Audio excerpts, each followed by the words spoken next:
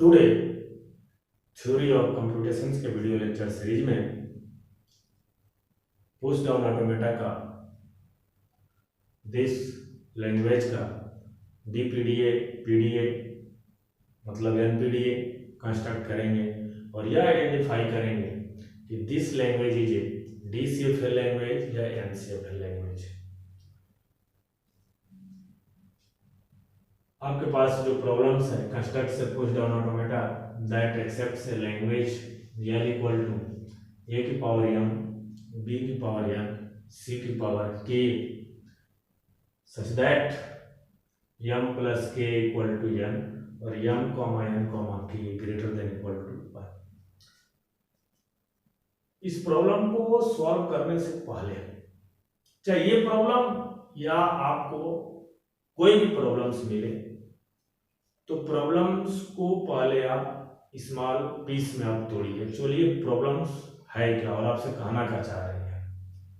Problems first time देखने में तो लगता है कि बहुत टफ है, जबकि ऐसा होता नहीं है। यदि आप उसके साथ कुछ समय देंगे उसके साथ तो ऑटोमेटिक हल्का महसूस होने लगेगा। प्रॉब्लम के साथ कोई प्रॉब्लम टफ नहीं है। अब प्रॉब्लम को स्मॉल पीस में तोड़ने की कोशिश करिए। स्मॉल पीस में जब हम तोड़ेंगे तो कुछ ना कुछ उसका क्लू मिलेगा, कुछ ना कुछ मुझे आइडिया मिलेगा और उस आइडिया के बिहाफ पे उस प्रॉब्लम को हम सॉल्व कर लेंगे। L इक्वल टू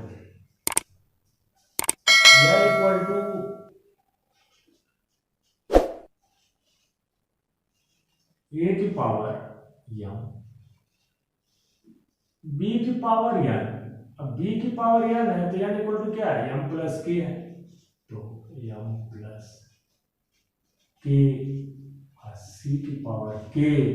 अब यहाँ पर एम और के का वैल्यू आ गया तो M comma k greater than equal to 1। फिर से इस प्रॉब्लम को थोड़ा हल्का करें। ए की पावर एम, यहाँ पर एम है तो बी की पावर एम है तो बी की पावर एम कर देते हैं और बी की पावर के और सी की पावर के M comma k greater than equal to 1। देखिए कितना अच्छा प्रॉब्लम्स मेरे को सुंदर सा बन गया सॉल्व करने के लिए। कि पहले इस प्रॉब्लम से देखने में बहुत टफ लग रहा था कि प्रॉब्लम बहुत टफ है, एक्चुअली है क्या ये। लेकिन यहां पर आप ध्यान से देखो ए और बी, ए और बी, बी और सी, ए की पावर एम बी की पावर एम सी बी की पावर के और सी की पावर के। हमने रूल क्या बनाया, जब ए मिलेगा, ध्यान से सोचिएगा, जब ए मिलेगा तो मैं स्टैक में पुश करूंगा। जब बी आएगा, जब entire A are pushed on your stack after completion of A, your read head symbols are read in a input B, then stacks top of symbols are A are popped by input symbols B.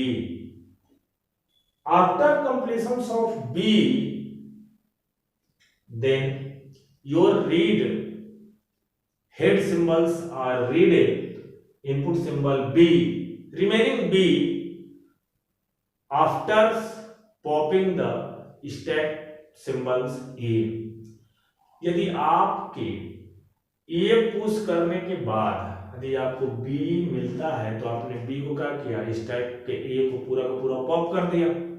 अब stack के top पे Z not बचेगा अभी, लेकिन आप read क्या कर रहे हो, बी रीड कर रहे हो। और जब स्टैक के टॉप पर जेड नॉट बचे और आप बी रीड करो तो फिर अब रिमेनिंग बी को आप स्टैक में पुश कर दो। रिमेनिंग बी को मैं क्या करूंगा, पुश कर दूंगा। After completion of B, your read head symbols are reading a input symbol C on your string, then all B are popped by a input symbol C. After completion of strings, Then read head symbols are read if silence on your strings and stack top symbols are Z naught.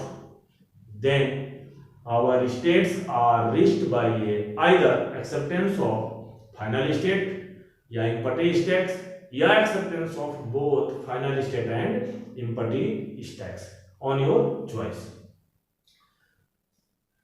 मेरा कहने का तात्पर्य है कि यदि आपको ये मिलता है ए को पुश करो, बी मिलता है तो ए को पॉप कर दो, after remaining of B stack के टॉप पर जेड नॉट है तो बी को पुश कर दो, यदि आपको सी मिलता है तो रिमेनिंग जो आपने बी को पुश अप किया हुआ था आप उसको सी से पॉप कर दो. After completion of strings your read head symbols are read by input in epsilons, then stack top symbols contains a z naught.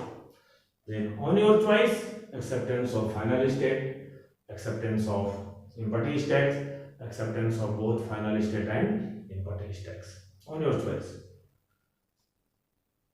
Competitive exam के जो स्टूडेंट्स हैं, जो मेरे प्रिय दोस्त हैं, वो आपको इंस्टेंटेनियस डिस्क्रिप्शंस लिखने की कोई जरूरत नहीं, आप यहीं से बोल सकते हो क्योंकि आपको पुश और पॉप क्लियर है. आप 2 बार पुश और पॉप कर रहे हो, बट लेकिन दोस्त एक बार याद रखो क्योंकि एट ए टाइम केवल एक बार कर रहे हो.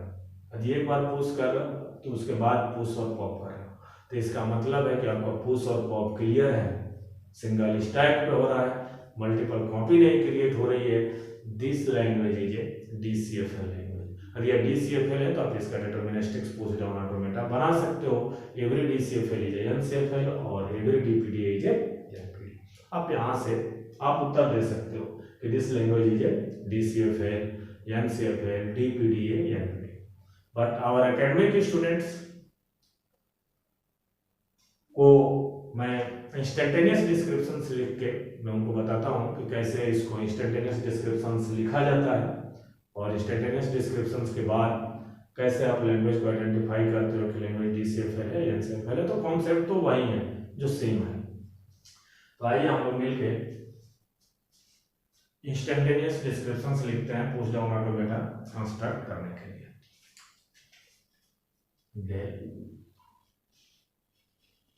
Q0 A Z naught Q0 A Z naught, then Q0 A Q0 A, then Q0 B stack के टॉप पर A. तो मैं अपना स्टेट बदल देता हूँ Q1 और epsilons, then Q1 B और A, Q1 B और A, तो Q1 epsilon. Entire A are pushed by on your stacks. और आपने इस बी की मदद से ध्यान से पहले मैं स्टैक बना लेता हूँ जिससे मुझे इंस्टेंटेनियस डिस्क्रिप्शंस लिखने में और आसान होने वाला है. जेड नॉट आपने ए को 3 बार पोस्ट किया तो 3 बार बी भी होगा. मतलब मैं क्या कर लेता हूँ, एग्जाम्पल ले लेता हूँ.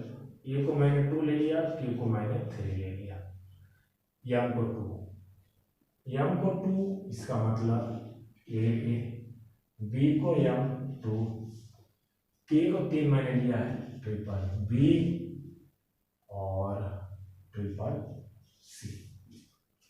मैंने डबल ए पुश कर दिया, डबल बी आया, मैंने पॉप कर दिया. जो ही आपके स्टैक्स पे अब ये बी पढ़ते हैं आप, डेल Q1 B स्टैक के टॉप पे जेड नॉट. तो आप क्या करिए कि आप नया स्टेट बदल दीजिए Q2 और B जेड नॉट.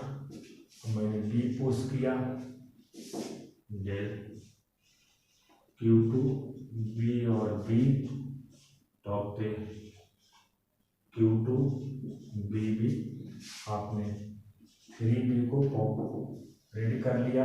अब आपको मिलेगा क्या, C del Q2 C, stack के टॉप पर B, स्टेट बदल दीजिए, Q3 silence del Q3 C और B, Q3 और silence, entire B are popped.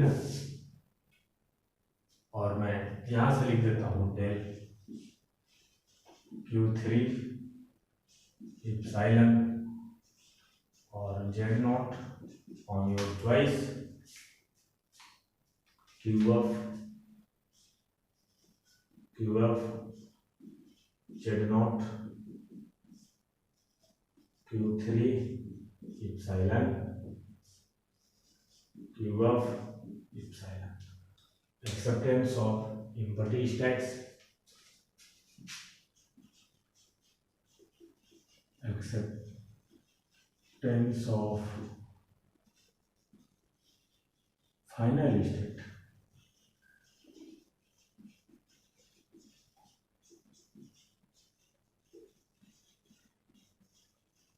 acceptance of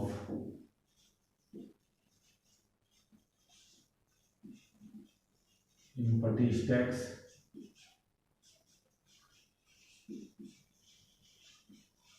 acceptance of both final state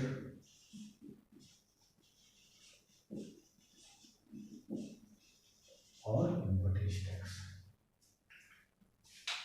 Transitions diagram,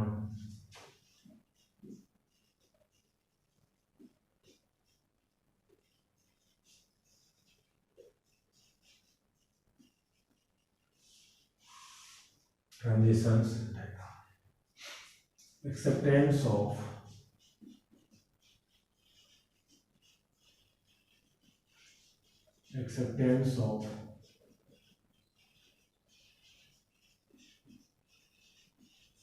final state,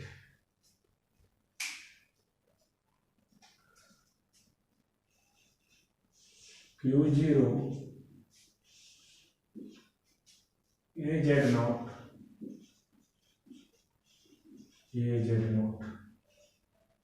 A comma A B comma A epsilon Q1 BA epsilon BZ naught Q2 B comma B BB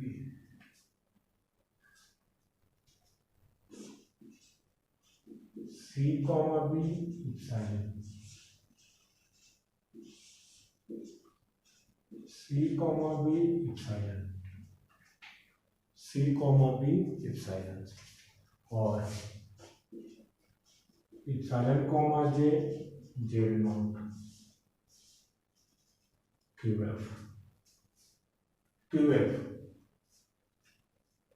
acceptance of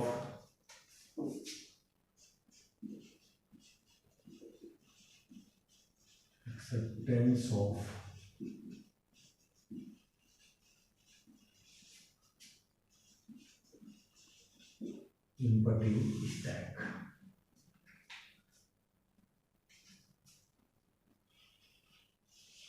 Q0 AZ naught A comma A B और A epsilon Q1 B comma A epsilon B और Z naught BZ naught Q2 B comma B BB C comma B epsilon C comma B epsilon और epsilon और Z not epsilon. Acceptance of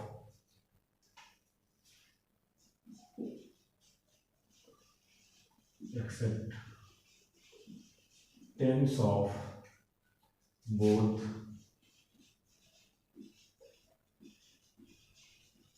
final state and